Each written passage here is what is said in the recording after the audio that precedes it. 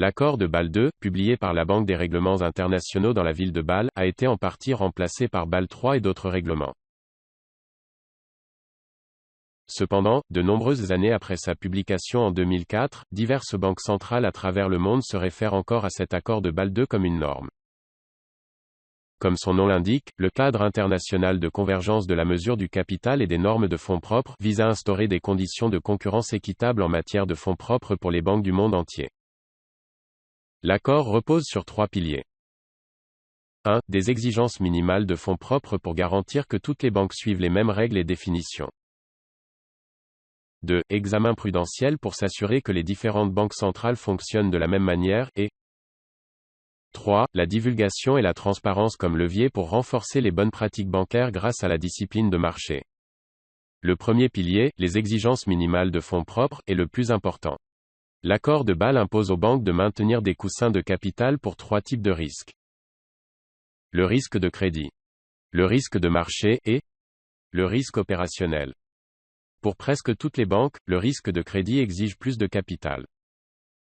L'ampleur du risque de marché dépendra du degré d'activité de la banque sur les marchés financiers et de la part de son bilan exposé aux fluctuations des prix sur le marché. Le risque opérationnel a tendance à venir en dernier en termes de capital. Le traité définit le risque opérationnel comme le risque de perte résultant des procédures, du personnel et des systèmes internes inadéquats ou défaillants ou d'événements externes. La définition n'inclut pas les risques comme le risque stratégique et de réputation car le risque opérationnel survient dans les activités quotidiennes de la banque. Cela peut être aussi simple que d'accepter un faux chèque, de faire une erreur dans un contrat de prêt ou un logiciel qui bug et qui effectue des calculs d'intérêts incorrects. Il existe un large éventail de sources possibles de risques opérationnels et l'impact réel de ces risques peut varier considérablement. De plus, des nombreux risques sont rares, ce qui rend difficile la collecte de données statistiques. Il est difficile d'évaluer le risque opérationnel. Bâle II propose 3 méthodes pour évaluer les risques opérationnels et les besoins en fonds propres correspondants. L'approche de base, l'approche standard et l'approche avancée.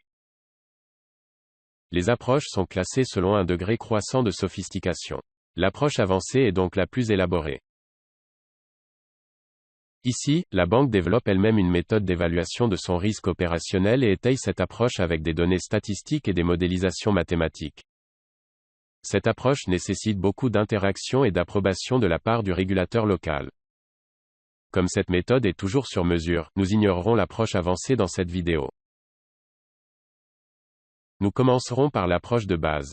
Cette approche est simple et ne prend en compte que le revenu brut de la banque. Le revenu brut se compose du revenu net d'intérêt plus le revenu net d'autres sources que d'intérêt. Le revenu doit inclure le montant brut des provisions, des dépenses d'exploitation, des bénéfices et des pertes de titres et exclure les éléments extraordinaires. Ce revenu brut est une approximation de la taille du risque opérationnel. Nous comprenons qu'il s'agit d'une estimation approximative. Le revenu brut est calculé en moyenne sur les 3 dernières années. Si une année enregistre une perte, cette année est complètement exclue du calcul. Nous arrivons à la charge de capital pour le risque opérationnel en multipliant par un facteur appelé alpha. Ce facteur est déterminé par le comité de Bâle et était initialement fixé à 15%. Passons à un exemple Excel pour mieux comprendre. Nous avons les chiffres du revenu brut de cette institution financière pour 3 ans, 160, moins 790 et 320. Puisqu'il y a une perte pour la deuxième année, ce nombre est exclu du calcul. Il nous reste le revenu brut pour la première et la troisième année. Le revenu moyen pour ces 2 années est de 240. L'exigence de capital est de 15%, ce qui nous donne 36. Comme nous l'avons dit précédemment, il s'agit bien d'une approche de base. L'approche standard a un peu plus de profondeur car il considère le revenu brut sur 3 ans, divisé par secteur d'activité. L'accord Bâle II répertorie 8 lignes de métier. 1. Financement des entreprises.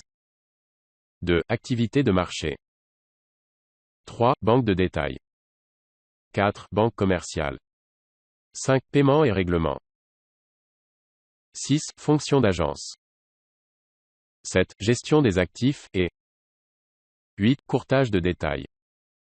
Dans l'annexe au traité, les métiers sont décrits plus en détail. Au lieu d'avoir un facteur alpha global pour la banque, dans l'approche standard, nous utilisons un facteur qui diffère par métier. Ces facteurs sont appelés bêta. Les bêtas sont fixés par BAL. L'approche standard traite également les années avec une perte opérationnelle différemment. Au lieu d'exclure les pertes du calcul, ces années sont incluses à valeur nulle dans le calcul de la moyenne sur 3 ans. Encore une fois, un exemple Excel est utile ici.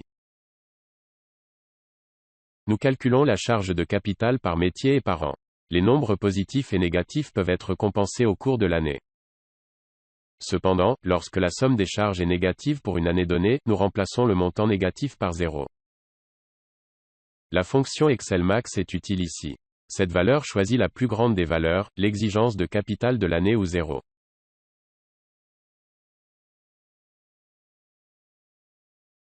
L'application de ces règles nous donne une charge de capital de 24.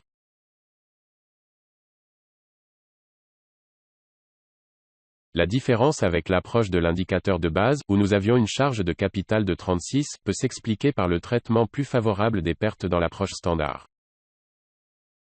Nous rappelons que les charges de capital calculées ici ne sont pas les charges de capital finales sous BAL 2.